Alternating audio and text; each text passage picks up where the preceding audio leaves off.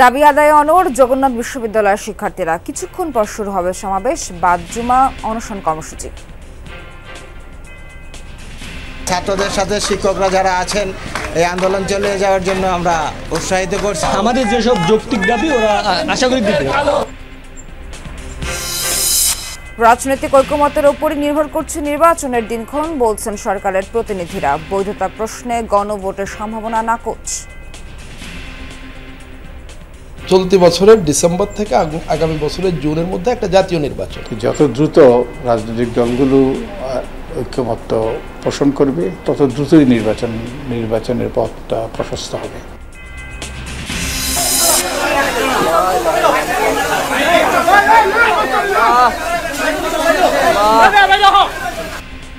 মুন্সিগঞ্জের শ্রীনগর বাজারে অগ্নিকাণ্ড, ফায়ার সার্ভিসের 3 ঘন্টার চেষ্টায় নিয়ন্ত্রণে, পুড়ে ছাই শতাধিক দোকান।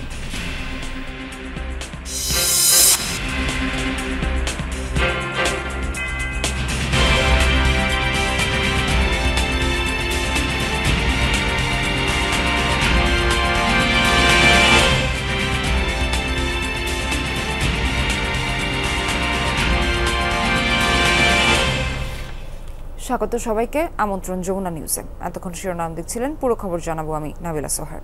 4 দফা দাবি আদায়ে অনড় জগন্নাথ বিশ্ববিদ্যালয়ের শিক্ষার্থীরা। কিছুক্ষণের মধ্যে শুরু হবে তাদের সমাবেশ কর্মসূচি। এতে সাবেক শিক্ষার্থীরাও যোগ দেবেন। এছাড়া জুমা অনশন পালন করবেন তারা। এখন ব্রিফিং চলছে, আমরা সরাসরি যাব সেখানে। এই দেশ আমাদের মাতৃভূমি, এই বাংলাদেশে প্রত্যেকটা নাগরিক তার নাগরিকের মর্যাদা প্রত্যাশা করে। আপনাদের মাধ্যমে আমি বর্তমান আমাদের ইন্টারিম যে সরকার আছে, জাতির প্রত্যেকটা মানুষের বিবেকের কাছে প্রশ্ন ছুটতে চাই। 14, 15, 16 আজকে তৃতীয় দিন অতিবাহিত হচ্ছে। আমার সন্তানরা এখানে খোলা আকাশের নিচে 2টি রাত অতিবাহিত করেছে। আমরা আমাদের ন্যায্য কিছু দাবি নিয়ে বর্তমানে আমাদের রাষ্ট্রীয় সর্বোচ্চ যিনি অভিভাবক তার মনোযোগ আকর্ষণ করতে এসেছিলাম। দুর্ভাগ্য, সরকারের পক্ষ থেকে এ পর্যন্ত কোনো সুস্পষ্টভাবে সেটা নিরসন করা হয়নি। আমরা সবাই জানি যিনি বর্তমানে প্রধান উপদেষ্টার দায়িত্ব পালন করছেন উনি শান্তিতে নোবেল বিজয়ী একজন ব্যক্তি। তো শান্তিতে যদি নোবেল বিজয়ী উনি হয়ে থাকে, এই দেশের প্রতিটি সেক্টরে শান্তি নিশ্চিত করা উনার দায়িত্ব। আজকে 3 দিন ঢাকা শহরের প্রাণ কেন্দ্র, এই 3 দিকের রাস্তাটি আমাদের শিক্ষার্থীদের জড়ো হওয়ার কারণে জনদুর্ভোগের কারণ হয়েছে, এটা আমরা জানি। আমাদের দাবি যদি যৌক্তিক হয়ে থাকে সেইটা তো প্রথম দিনই সরকার আন্তরিক হলে সেটা নিরসন করতে পারত, কিন্তু সেটা এখনো নিরসন হয়নি। আমরা গতকালকে আপনাদের মাধ্যমে আমরা কর্মসূচি ঘোষণা করেছি। সারা রাত্রি আপনার ভাইয়েরা, আপনার বোনেরা, আপনার সন্তানেরা এই খোলা আকাশের নিচে রাত্রি অতিবাহিত করেছে। আজকে আমাদের 10টায় সাবেক এবং বর্তমানদের যে সমাবেশটি হওয়ার কথা ছিল, অনেকেই ক্লান্ত এবং অসুস্থ হয়ে পড়েছে, সেটাকে আমি পিছিয়ে 11:30টায় নিয়েছি। 11:30টায় আমাদের সাবেক এবং বর্তমানদের যে সমাবেশ, সেই সমাবেশ অনুষ্ঠিত হবে এবং বাদ জুমা আমাদের গণ অনশন এবং অবস্থান কর্মসূচি আমরা যেটি পূর্বে ঘোষণা করেছিলাম সেটা ইনশাআল্লাহ অনুষ্ঠিত হবে।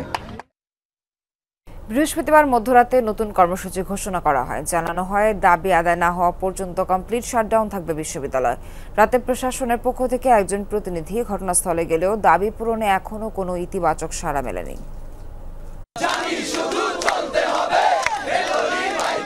মধ্যরাতে উত্তাল কাকরাইল মসজিদ চত্বর। দাবির পক্ষে চলে বিভিন্ন স্লোগান। রাতভর গান কবিতায় সময় কাটে জগন্নাথ বিশ্ববিদ্যালয়ের শিক্ষার্থীদের।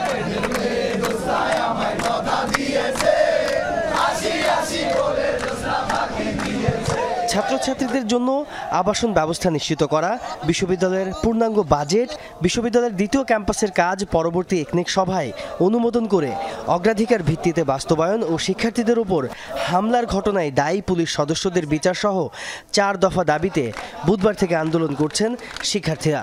দাবি আদায়ে অনড় অবস্থান তাদের। ব্যক্তিগত স্বার্থকে বা ব্যক্তির মনটাকে ক্ষুণ্ণ করে আমি আমার নিজের মতের অভিমতকে প্রায়োরিটি দিতে গিয়ে আমি এই কাজটাকে দীর্ঘায়িত বেশি করতেছি। পাবলিক বিশ্ববিদ্যালয় হওয়া সত্ত্বেও আজকে জগন্নাথ বিশ্ববিদ্যালয় পিছিয়ে গেছে এবং আমরা মনে করতেছি যে আমাদের দাবিগুলো যৌক্তিক এবং আমাদের এই দাবির সাথে সারা বাংলাদেশ আজকে একসাথে হয়ে গেছে। মধ্যরাতে আসে নতুন কর্মসূচির ঘোষণা। সাবেক এবং বর্তমানদের সমাবেশ হবে সকাল 10টায়। শিক্ষার্থী, শিক্ষক, কর্মকর্তা, কর্মচারী সবার বাদ জমা। আমাদের সামনে আর কোনো গত্যন্তর নেই, আমরা গণ অনশনে বসে যাব।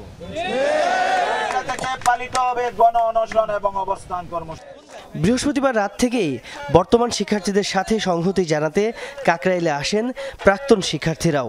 দাবির প্রতি পূর্ণ সমর্থন জানান তারা। যেই সাবেকরা এখনো বাসায় আছে মানে তাদের মনটা কিন্তু এই জায়গায়, এটা আমি বিশ্বাস করি, কারণ আমার সাথে আমার সহপাঠী, বড় ভাই, ছোট ভাই যারা এখানে অলরেডি সাবেক, তারা অনেকেই ফোন করছে, হ্যাঁ, বা অনেকে আজকে আসছিল। জুনিয়রদের সাহস উদ্দীপনা বৃদ্ধি করার লক্ষ্যে এমনকি শক্তিটা আরও মজবুত করার লক্ষ্যে আমাদের আজকের এই আগমন। জগন্নাথ বিশ্ববিদ্যালয়ের শিক্ষার্থীদের অবস্থানের কারণে বন্ধ রয়েছে মৎস্য ভবন থেকে কাকরাইলগামী সড়কের 2 পাশের যান চলাচল। তাজনুর ইসলাম, যমুনা নিউজ, ঢাকা। নির্বাচন কবে হবে তা নির্ভর করছে রাজনৈতিক দলগুলোর ঐকমত্যের উপর। বল এখন দলগুলো কোর্টে, দাবি প্রধান উপদেষ্টার বিশেষ সহকারী মনির হায়দার এবং ঐকমত্য কমিশনের সদস্য বদিউল আলম মজুমদারের। অন্তর্বর্তী সরকারের বৈধতা দিতে গণভোট দেওয়ার আলোচনাও নাকচ করেছেন তারা। বলেছেন এমন কিছু ভাবছে না সরকার। লাভলি বিথি জানাচ্ছে বিস্তারিত। ক্ষমতাচ্যুত আওয়ামী লীগ সরকারের আমলে অনুষ্ঠিত 3 নির্বাচনে ভোট বঞ্চিত ছিলেন ভোটাররা। তাই শেখ হাসিনার পতনের পর রাষ্ট্র সংস্কারের পাশাপাশি বড় হয়ে উঠেছে দ্রুত জাতীয় সংসদ নির্বাচনের দাবি।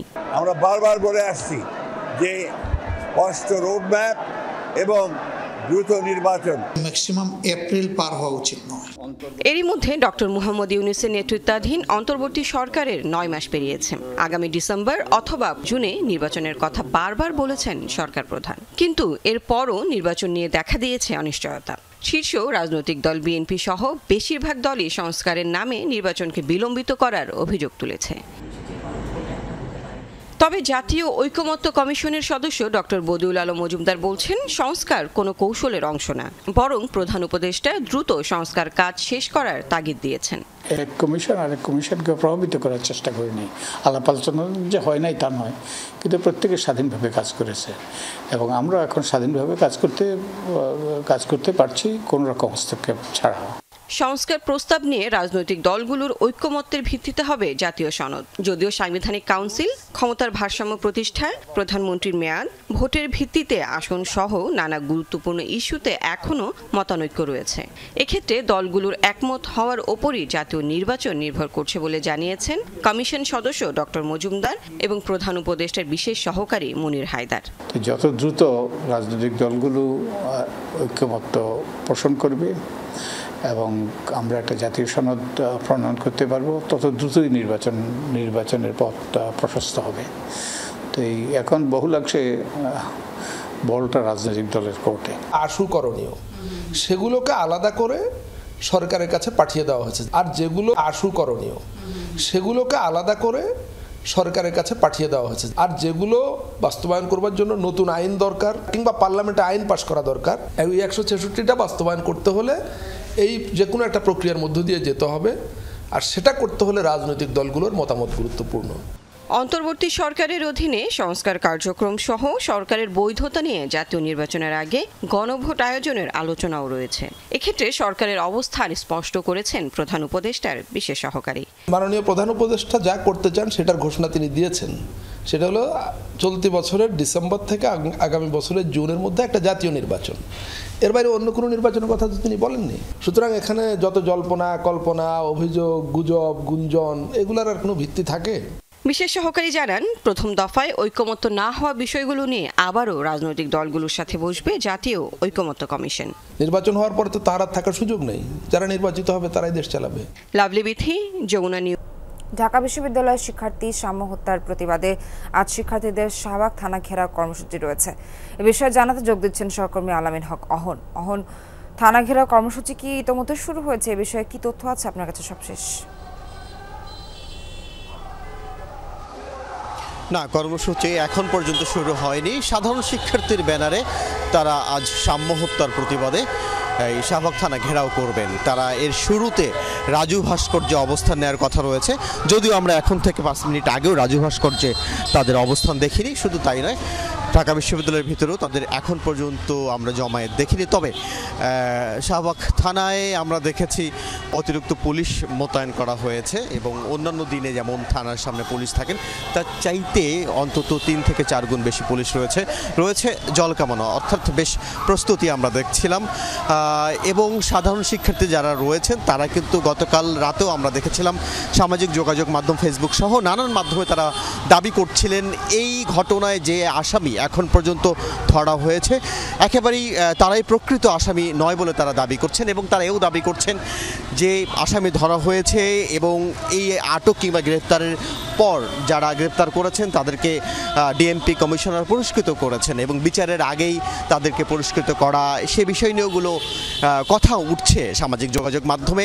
সাধারণ শিক্ষার্থীর ব্যানারে এই যে আজ শাহবাগ থানা ঘেরাওর কর্মসূচি, সেটির জন্য সাধারণ শিক্ষার্থীর মধ্যে বেশ উচ্ছ্বাস আমরা গতকাল রাতেও সামাজিক যোগাযোগ মাধ্যমে দেখছিলাম। তারা বেশ ঘোষণা দিয়েছেন, এখন পর্যন্ত অপেক্ষা তারা শেষ পর্যন্ত তাদের দাবি দাওয়াগুলো কিভাবে তুলে ধরবেন এই শাহবাগ থানা কিংবা আইন শৃঙ্খলা বাহিনীর সদস্য যারা রয়েছেন তাদের মাঝে। আপনি জেনে থাকবেন সাম্য হত্যার পর এখন পর্যন্ত যে আসামিদেরকে ধরা হয়েছে তার বাইরেও অনেক আসামি রয়েছেন। এই কিলিং মিশনে 10-12 জন অংশ নিয়েছেন বলে আমরা জানি। তাদেরকে আইনের আওতায় আনা যাচ্ছে না কেন কিংবা কত দ্রুত আইনের আওতায় আনা যায় সেই বিষয়ে ব্যবস্থা গ্রহণের জন্য তারা বলছেন এবং আজ হয়তো এখন থেকে আধা ঘন্টা পর সেই কর্মসূচি অর্থাৎ থানা ঘেরাও কর্মসূচি আমরা দেখতে পারবো।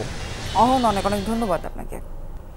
পাবনার আটঘরিয়ায় গতকাল বিএনপি জামায়াতের সংঘর্ষের জের ধরে আজ সড়ক অবরোধ করেছেন জামায়াতের নেতাকর্মীরা। এ বিষয়ে আরও জানাতে যুক্ত হচ্ছেন সহকর্মী কলিড তালুকদার। কলিড, পাবনায় সেখানে সার্বিক পরিস্থিতি কেমন দেখছেন আর জামায়াতের নেতাকর্মীরা কি বলছেন এই বিষয়ে সবশেষ? নাবিলা, আসলে গতকালকে একটি কলেজের অভিভাবক প্রতিনিধি নির্বাচনের সেই মনোনয়নপত্র সংগ্রহ করা নিয়ে যে জামাত এবং বিএনপির মধ্যে সংঘর্ষ ঘটনা ঘটে, সেই সংঘর্ষে উভয় পক্ষেরই অফিস ভাঙচুর করা হয়, অগ্নিসংযোগ করা হয়।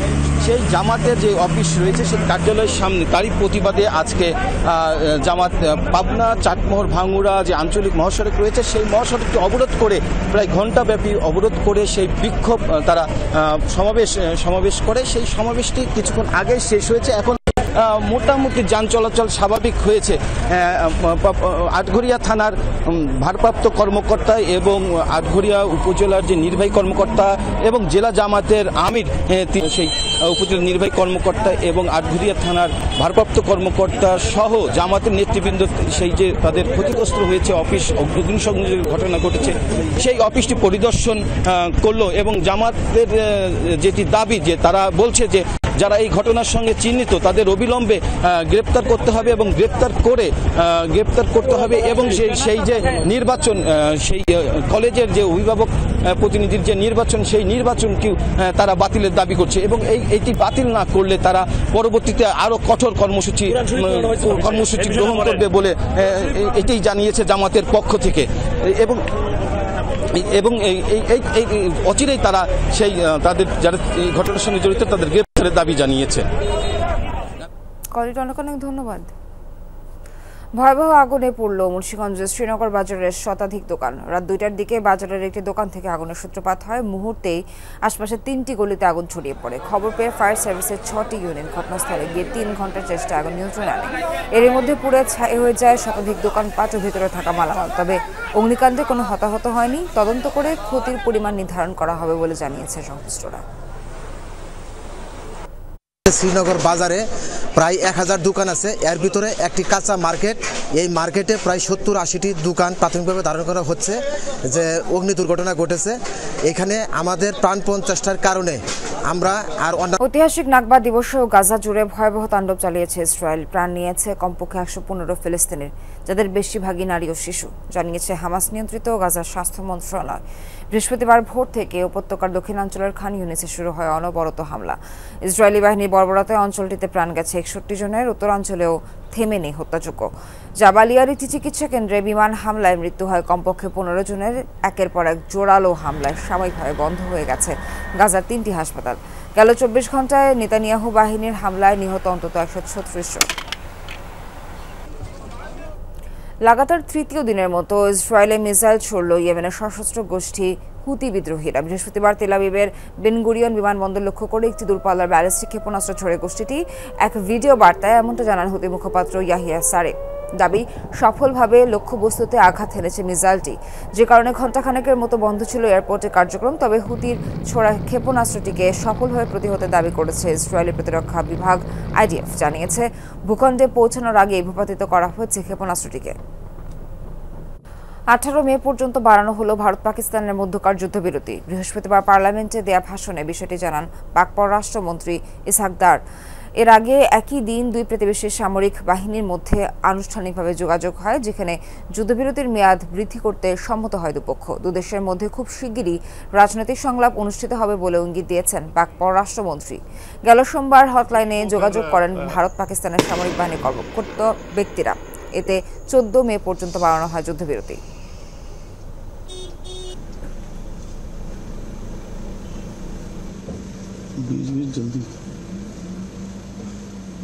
পুতিনের সাথে ব্যক্তিগত বৈঠক না হলে ইউক্রেন শান্তি আলোচনা এগোবে না, এমন মন্তব্য করেছেন মার্কিন প্রেসিডেন্ট ডোনাল্ড ট্রাম্প। এদিকে তুরস্কে রাশিয়া ও ইউক্রেনের প্রতিনিধিদের মধ্যে যে বৈঠক হচ্ছে তা থেকে উল্লেখযোগ্য কিছু আশা করছেন না বলে জানিয়েছেন মার্কিন পররাষ্ট্রমন্ত্রী মার্কো রুবিও।